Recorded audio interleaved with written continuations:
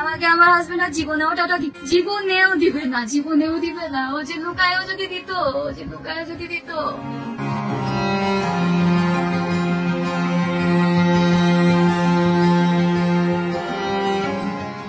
আমাকে নিয়ে থাকতে হবে, নাহলে তোমার মাকে 6 মাস তুমি তোমার আরো 2 ভাইয়ের কাছে রাখো, 6 মাস তোমার কাছে রাখো। আমার মা চায় আমাদের ডিভোর্স।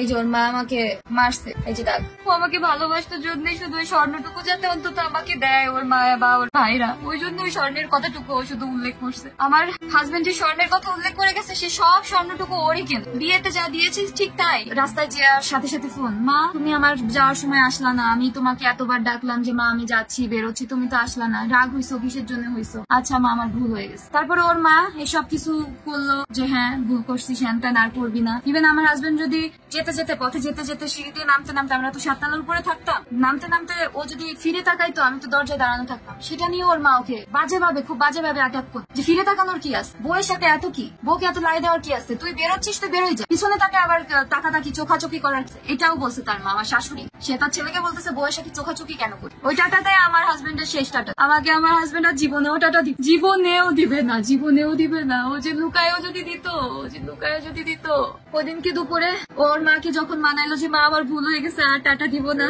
তখন ওর মা আরো ব্লেম করলো যে তুই যে বাজার থেকে মাছ আনছিস, তোর বোন না মাছের পিস গুলা ছোট করছে, অথচ মাছ কিন্তু কাজের মহিলা ওয়াশ টওয়াশ করে দিয়ে গেছে। আমার ভুলটা কোথায় হয়েছে? আমার শাশুড়ি মা কাজের মহিলাকে বলে দিছে যে আমার আমাকে যেন মাছ টাছ ধরতে না দেয়, দেখতেও না। কাজের মহিলা মাছ ধুয়ে যাবে, ফ্রিজে তুলে রেখে যাবে, উনি ওনার মতো রান্না বান্না করবে। কারণ কি, আমার হাজবেন্ড হচ্ছে মাছের পিস গুলা বড় বড় করে আন। সে খুব ভালো ছিল, সে তার মাকে বউকে খুব ভালো রাখার চেষ্টা করতো, প্রত্যেকটা সময় প্রত্যেকটা সেকেন্ডে চেষ্টা করতো তার মাকে আর বউকে ভালো রাখার। কিন্তু ওই যে বড় বড় পিস করে আনতো তো আমার হাজবেন্ড মাছে, তো আমার হাজবেন্ডের জন্য আমার শাশুড়ি মা বড় পিস গুলা রেখে আর সে বড় পিসই খেতো, রান্না করে সে খেয়ে নিত। যখন আমার হাজবেন্ড অফিসে থাকতো, আমার হাজবেন্ড দেখতো না যে তার মা খেয়ে নিচ্ছে, আর আমাকে যেহেতু মাছ দেখতে দিত না, তো আমি তো জানতেছি না কয়টা পিস বা কি রান্না করছে। আর যে বড় পিস গুলো, ওগুলোকে 4টা খন্ড করতো, বড় পিস গুলোকে কেটে আমার শাশুড়ি মা 4টা ভাগ। তার ছেলেকে কি দেখাইতো যে তোর বউকে একটা ভাগ দিচ্ছে, আমিও একটা ভাগ খাচ্ছি, আবার রাত্রে তোর বউকে একটা ভাগ দিচ্ছে, আমি একটা খাচ্ছি। অথচ সে যে দুপুরে রান্না করে খেয়ে নিচ্ছে, এইটা আমার হাজবেন্ড আর জান। সে জাস্ট তার ছেলের সামনে ভালো সাজার জন্য এই কাজটা করতো। ওই জন্য আমার সংসারের কোনো কাজ আমাকে লাস্টের দিকে ধরতেই দিত না। আর ওই যে ডিভোর্স, আমার হাজবেন্ড মারা যাওয়ার আগে তার অফিসের বসকে ওই যে 6 মে ওই কারণে মাছ কাটাকাটি নিয়ে যে ঝামেলাটা, ওইটা নিয়ে আমার সহ্য হলো না, আমার সহ্যের সীমা অতিক্রম হয়ে গেল।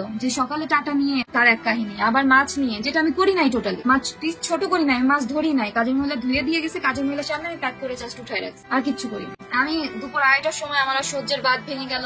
আমি আমার হাজবেন্ডকে বললাম যে আমি আসতেছি, আমি তোমার অফিসে আসতেছি, আমি কথা বলবো, তুমি যদি আমাকে ব্যবস্থা না করো, আমার একটা ডিসিশন দিতে হবে। 2.5 বছরে আমার আর সহ্য হচ্ছে, আর আমার সহ্য নাই, আমার সহ্যের সীমা লঙ্ঘন হয়ে গেছে, একটা ব্যবস্থা করতে হবে, হয় আমাকে নিয়ে থাকতে হবে, নাহলে তোমার মাকে 6 মাস তুমি তোমার আরো 2 ভাইয়ের কাছে রাখো, 6 মাস তোমার কাছে রাখো, যেহেতু অনেক ডিস্টেন্স চিটাগাং থেকে গোপালগঞ্জ, এটাও আমি মাথায় রেখে থাকি। সে বলে যে না, আমি তো আমার মাকে ছাড়া একটা দিনও থাকবো, একটা দিনও না। পরে আমি বললাম যে আচ্ছা ঠিক আছে, আমি আসতে। এই শুনে সে অফিস থেকে চলে আসছে, অফিস আর বাসার পাশাপাশি ছিল, চলে আসছে। পরে আমি বললাম, আমাকে বাসা এসে বললো কি তুমি কোথাও যেও না। আমি বললাম আমি যাবো, আমি সুইসাইড করতে যাবো, আমি সুইসাইড করতে যাবোই যাবো, তুমি আমাকে আটকাইতে পারবা না। তো আমাকে যখন সে আটকাইতে গেল, আমি লিফটে উঠতে গেছি, লিফটে উঠতে দিল না, বলে যে না তুমি যেও না। পরে আমি সিঁড়িতে নেমে যাচ্ছি, নেমে যেতে যেতে আমার হাজবেন্ড যে শুনছে আমি সুইসাইড করতে যাচ্ছি, আমার হাজবেন্ড আমার পিছন পিছন আসতেছে যে না না তুমি এটা করো না। ওর মা ওই মুহূর্তে ওকে পিছন দিয়ে ডাক দিচ্ছে, এই তুই না খেয়ে যাইতে পারবি, ও মরে মরুক। আমার শাশুড়ি আমার হাজবেন্ডকে বলতেছে ও মরে মরুক, ও যা ইচ্ছা করুক, ও নাটক জানা আছে, ওকে আস। আমি আমার মতো চলে গেলাম, ওর অফিসে যে বসে আছে ও দেখে আসে না। আমি তো শুনে আসছি যে ওর মা ওকে খাইতে বল, তো দেখি 45 মিনিট পরে ওর অফিসে আসে। তো এই মুহূর্তে যখন 45 মিনিট পরে ও গেল, আমি তখন ওকে জিজ্ঞাসা করলাম যে তুমি কি ভাতটা খেয়ে আসছো? বলে যে হ্যাঁ মা খাইয়ে দিই। আমি বললাম তোমার বউ তুমি শুনলা যে সুইসাইড করতে যাচ্ছে, তো তোমার মা ত্রিভক্তি এত বেশি যে তোমার বউ মরলে মরুক, তুমি ভাত খেয়ে আসলা তোমার মা, তাহলে তুমি কেন আসলা? বলে তা আসবো না, তোমাকে নিতে আসবো না। আমি বললাম আমি যদি সত্যি সুইসাইড করতাম, তোমার বস আর বসের বউ না থাকলে তো আমি সুইসাইডই করতাম। তো ভালো কথা। এরপর ওর বস আর ওর বসের বউ বোঝাই ঠোঝাই অনেক ইয়াটিয়া করলো, ওকেই বোঝাইলো বেশি যে ভাই আপনি বিয়ে করছেন, আপনার তো একটু বুঝতে হবে, আপনি আপনার ওয়াইফকে কিছুদিন আমাদের কাছে রেখে যান, আমার ওয়াইফের সাথে ও থাকুক, আপনার মাকে যে আপনি বোঝান, এই মেয়েটার যদি এখন কিছু হয় আমার চাকরি কিন্তু শেষ। ও আমার হাজবেন্ড বললো যে ভাই আমার মাকে বুঝাই লাভ নেই, আমার মা চায় আমাদের ডিভোর্স।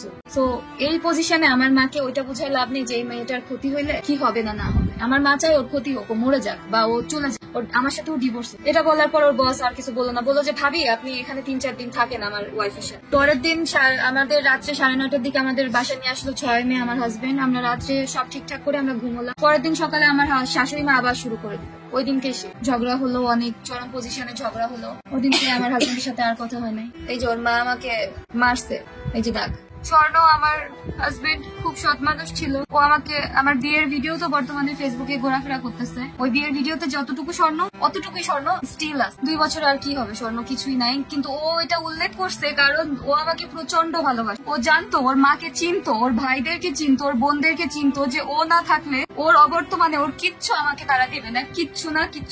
যার কারণে ওইটা উল্লেখ করে গেছে যে ও তো আমার বউ ছিল, আমাকে তো খুব ভালোবাসে। ওই জন্যই স্বর্ণের কথাটুকু উল্লেখ করে। ও আমাকে ভালোবাসতো জন্যই শুধু ওই স্বর্ণটুকু যাতে অন্তত আমাকে দেয় ওর মা বা ওর ভাইরা, ওই জন্য ওই স্বর্ণের কথাটুকু ও শুধু উল্লেখ করে। আমার হাজবেন্ড যে স্বর্ণের কথা উল্লেখ করে গেছে, সে সব স্বর্ণটুকু ওরই কেনা। বিয়েতে যা দিয়েছে ঠিক তাই, আর একটু না, আর কিচ্ছু বেশি হয় নাই। 2 বছর বিয়ে হয়েছে আমার। আমার বাবা মাও দিয়েছে আমাকে বিয়ের সময় 1 সেট, আর সে দিয়েছে 1 সেট। এই স্বর্ণ বলতে শুধু এই। ওর আর আমার সম্পর্কের মধ্যে আমাদের পার্সোনাল কোনো ইস্যু নিয়ে আমাদের কখনো ঝামেলা হতো না। আমাদের একমাত্র ঝামেলার কারণ আমার শাশুড়ি বাধাই দিত। শাশুড়ি আমাদের ঝগড়ার কারণটা বাধাই দিত। আর আমার হাজবেন্ড আমাকে এত ভালোবাসতো, আমি যদি খুব খারাপ হতাম আমাকে তো ভালোবাসতো, এতই ভালোবাসতো। ও মৃত্যুর সময় হাতে যে ঘড়িটা পরা ছিল ওইটা আমি দিয়েছিলাম। 2.5 বছর আগে আমাদের বিয়ে হয়, ওর সাথে আমার নিচ হওয়ার পরে ওই ঘড়িটা আমি ওকে দিয়েছিলাম। ও যে জামাটা পরা ছিল ওইটা আমার বাবা দিয়েছে। ও সব সময় বলতো তোমার চিহ্ন আমি ছাড়বো না। আমি ওকে যে জুতাটা কিনে দিয়েছি এবার পুজোর সময়, দুর্গা পুজোর সময়, ওই জুতাটাই ও পরে শেষ হয়েছে। আমার দেওয়া জিনিস পরেই ও গেছে।